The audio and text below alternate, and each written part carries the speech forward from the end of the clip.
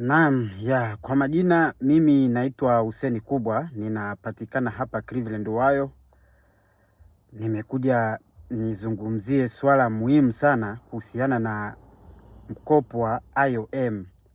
Haya ni masuala ya kudiscuss kwa sisi ambao tulopata nafasi ya kuja hapa Marekani kupitia njia za misaada kule Afrika tulipokuwa tukiishi. Mimi nimeishi Tanzania.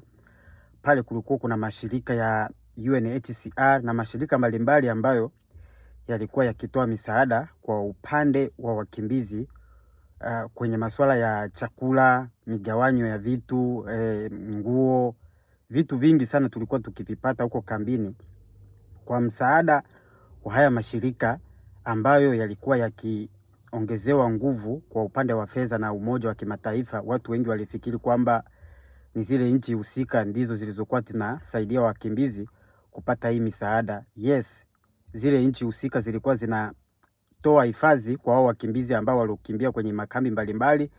Kwa sisi tuliokuwa Tanzania, tulikuwa Rugufu, tulikuwa Nyarugusu. Lakini umuhimu wa haya mashirika ni mkubwa sana, na kila siku wa nikisikia mtu anakuwa na criticize hawa mabeberu, unaona, wazungu wanataka kutuibia mambo mengi sana. Lakini kuna vitu vingi ambavyo vipo Afrika sisi wenyewe hatuwezi kuvifanyia kazi. Yaani tukipewa dhahabu leo tutengeneze kitu ambacho wazungu wanatengeneza, itakuwa ni jambo ambalo litakuwa ni gumu, kwa sababu hatuna watu ambao wana uwezo wa kufanya vitu kama hivyo. Lakini nijikite sana kwenye masuala ya mikopo ya OEM, shirika ambalo lilisaidia wakimbizi ambao tuliotoka makambini kutufikisha hapa Marekani. Ukiangalia misafara ambayo ilikuwa naandaliwa kwa upande wa wewe kuja, unaona, malazi popote pale unapofika. Ukifika Dar es Salaam mnakaa kwa muda, mnahakikisha mpo vizuri, wanahakikisha mpo salama, wanahakikisha hesabu ambayo iliyotoka kule kambini mpaka hapa Marekani imefika kwa kiwango cha 100%. Hicho ndio kitu ambacho walichokuwa wakikifanya IOM, kwa sababu haya ni mashirika na yanatafuta wakati mwingine profit, lakini anatoa msaada kwa wale ambao wana maisha magumu kama tulikuwa nayo sisi, kufika hapa Marekani salama na kuanzisha maisha yetu sisi wenyewe.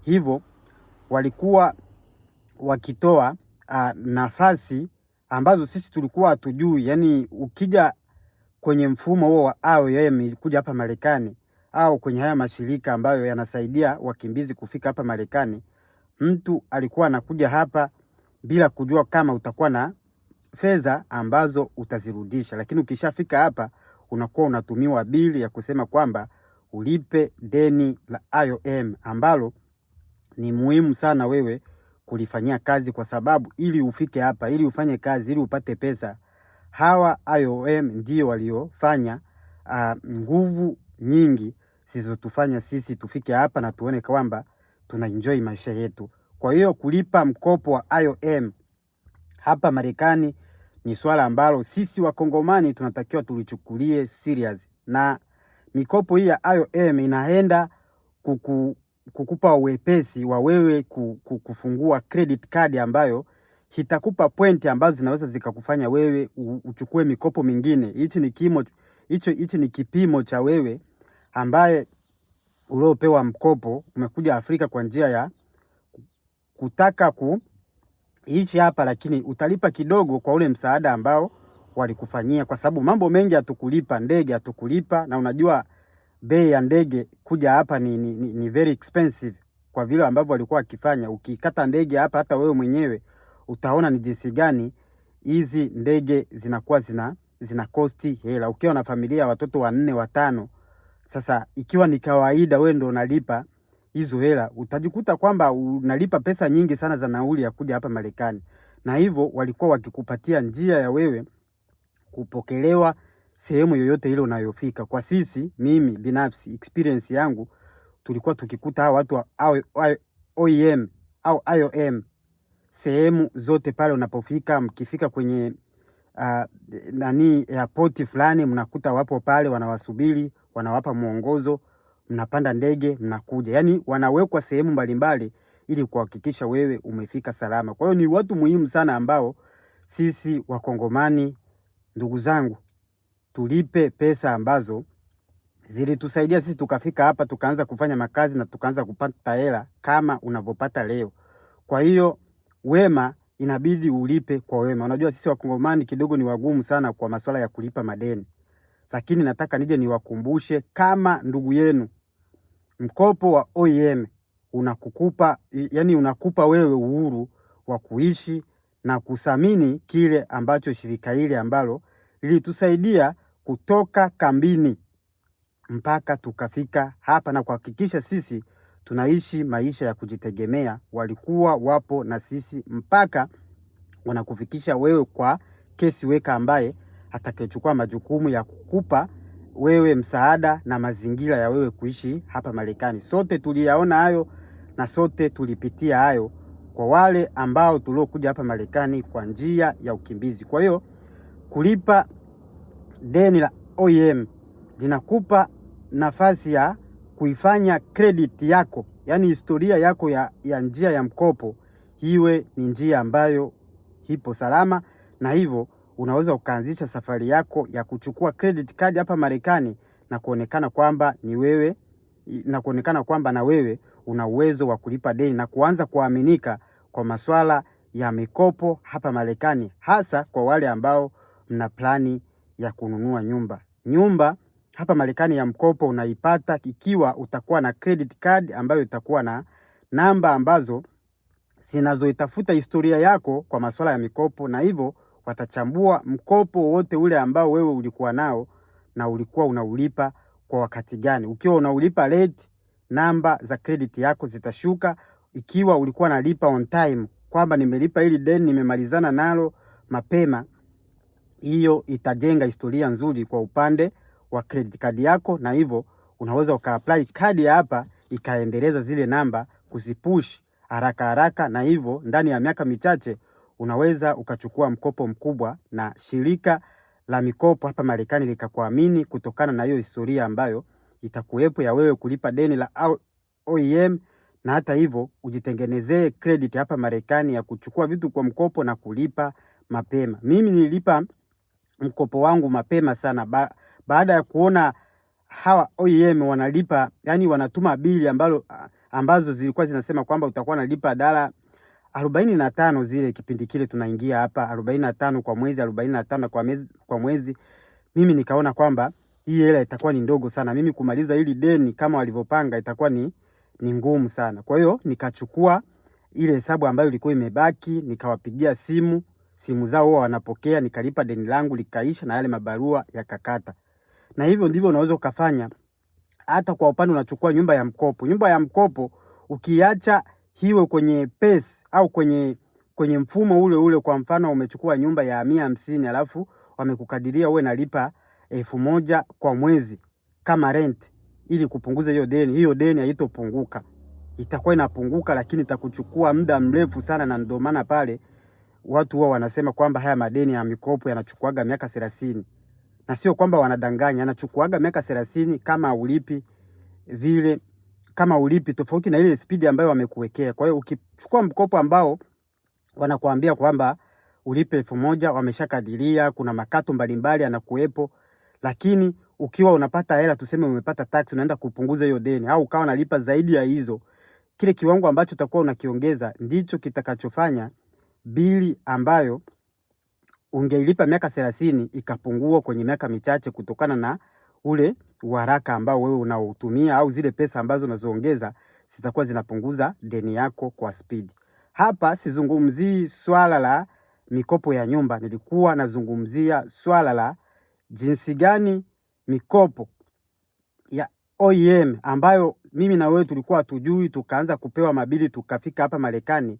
Wengi huwa tunadharau hizi barua ambazo zinazotumwa na OEM, lakini zinakusaidia wewe kujijengea credit history nzuri ambayo inaweza kukufanya wewe ukakopa kitu kingine au ukawa na nafasi ya kununua nyumba kwa mkopo hapa Marekani. OEM ni mkopo ambao tunaopata kutokana na gharama za usafiri, gharama za accommodation ile ya wewe unalala wapi, upo njiani. Hata kwa makadirio ambayo wanayoweka huwa ni pesa ndogo sana ambazo wanazosemaga mtu mmoja alipe, lakini kwa makadirio ya kawaida, kwa gharama ambazo huwa wanazifanya, wewe kufuatilia kesi yako, chakula, kwa sisi ambao tuliokuwa tunaenda NMC pale, unakuwa unakaa pale wiki nzima, mnapewa chakula, mnapewa kila kitu, mnapewa misaada, mnaishi pale, mpo vizuri, mnakuwa mhangaiki kabisa. Sema pale walikuwa wanapika chakula cha aina moja, hiyo ndio ilikuwa changamoto, wanakuwa wanapika njegere mara kwa mara. Lakini kusema kwamba wewe ulale na njaa, hilo swala lilikuwa lipo, kwa sababu hii misaada ilitolewa na Umoja wa Kimataifa kuzipa nguvu hizi shirika ambazo zinazosaidia wakimbizi kwenye maeneo mbalimbali huko Afrika, ili wapate chance ya tatu. Na ndio maana hizi nchi kwenye ile mifumo zinaitwa nchi za tatu. Ukitoka nyumbani kwenu inakuwa ni nchi ya kwanza. Eneo lile la ukimbizi, kwa mfano ukiwa unaishi Kenya, Uganda, Tanzania, hiyo inakuwa ni nchi ya pili ambayo wewe mkimbizi utakuwa unaishi. Na nchi ya tatu ambayo wana consider kama itakuwa ni nchi ya mwisho, maana ukishakuja nchi ya tatu sidhani kama unaweza ukapata nchi nyingine tena ya kwenda, labda ufe upotee duniani au urudi kule ambako ulikotoka. Kwa maana ukisema kwamba umerudi Afrika, hiyo sio nchi tena ya tatu kwa mifumo ambayo ya nne. Hiyo sio nchi ya nne tena kwa mifumo ambayo wameiweka. Lakini wakongomani wenzangu, nafikiri mtakuja kukubaliana na mimi kwamba misaada ambayo tulipewa ilikuwa ya haya mashirika makubwa. Haijalishi ulikuwa naishi wapi. Nchi husika ambazo zilikuwa au zinao hifadhi wakimbizi huko Afrika, sidhani kama zinatoa kitu chochote kile tofauti na hifadhi na ulinzi. Na hata hivyo wakitoa ulinzi, hao watu wanalipwa, mapolisi wanalipwa, watu wanalipwa. Na hii inakuwa ni mikataba kati ya nchi ambayo inayoathirika na nchi ambayo inayopokea hao wakimbizi. Hilo ni swala ambalo naweza nikaongelea wakati mwingine, kwamba mkimbizi ambaye anayeishi kwenye nchi fulani, tuseme wakimbizi ambao wanaoishi Nyarugusu camp kule Tanzania, wapo pale kwa sababu Tanzania ndio wanatoa msaada, au kuna makubaliano kati ya serikali yetu ya DRC pamoja na Tanzania, na hivyo mashirika haya ya misaada yanafanya kazi kusaidia nchi yetu na wananchi wetu ambao wapo nje na wanaathirika na haya maswala, au kuna mikataba ambayo na wao wanawekewa, alafu hii mikataba inawapa faida. Mimi nafikiri vyote hivi vitu vimo, lakini naweza explain hili swala lingine nikipata nafasi nyingine. Lakini swala la kukopa, la kulipa mikopo ya OEM, unatakiwa uliweke your number one priority. Ni kitu ambacho tunachotakiwa kukiweka mbele, na kuwa muungwana, na kuwa mtu ambaye unayerejesha fadhila wema ambao walitufanyia hawa mashirika. Wanahitaji kulipwa, sio wale ambao uliokuwa unawaona wanakupokea au wanakufanyia michakato ya kuja hapa. Wale sio wenye hili shirika. Hili shirika lina wenye nalo, na hizi pesa ukizituma zinaenda kwenye akaunti zao ili wapate nguvu tena za kuwasaidia watu wengine. Mkiwa amlipi haya madeni, mtawafungia watu wengine njia ambao wana nia ya kuja hapa, kwa sababu itaonekana kwamba sisi wakimbizi tunachukua hayo madeni alafu tunashindwa kulipa, na hiyo itaaffect watu wengine, na hizi process za watu kuja kwenye hizi nchi za tatu, Canada, Australia, hapa Marekani na sehemu zingine tofauti, Sweden, Uingereza. Watu washaenda maeneo mbalimbali kwenye hii mifumo ya misaada ya kuja kwenye nchi za tatu, kutokana na changamoto ambazo zilizopo kwenye nchi yako au nchi ile ambayo imeathirika. Mimi ni Hussein Kubwa na hii ni Congo News hapa Cleveland, Ohio, Marekani. Wewe kama Mkongomani usipite bila kusubscribe channel hii na kushare kwa watu wengine ambao wanaweza wakatusapoti, ili hizi taarifa ambazo zinakuwa muhimu, taarifa ambazo zitatusaidia kwa mawazo ambayo nilionayo. Nitakupa taarifa ambazo zipo vizuri, zitakusaidia. Kwa hiyo kutusaidia kushare na kusubscribe na kutusapoti, huo ndio uzalendo wewe Mkongomani ndugu yangu kabisa, yani wewe ni mtu wa familia kabisa, Mkongomani ambaye umepata nafasi ya kuisikiliza hii video mwanzo mwisho. Nafikiri sisani kama kutakuwa kuna ugumu wa wewe kunisapoti. Mimi ni ndugu yako na mimi ni mtoto wa nchi. Asante sana.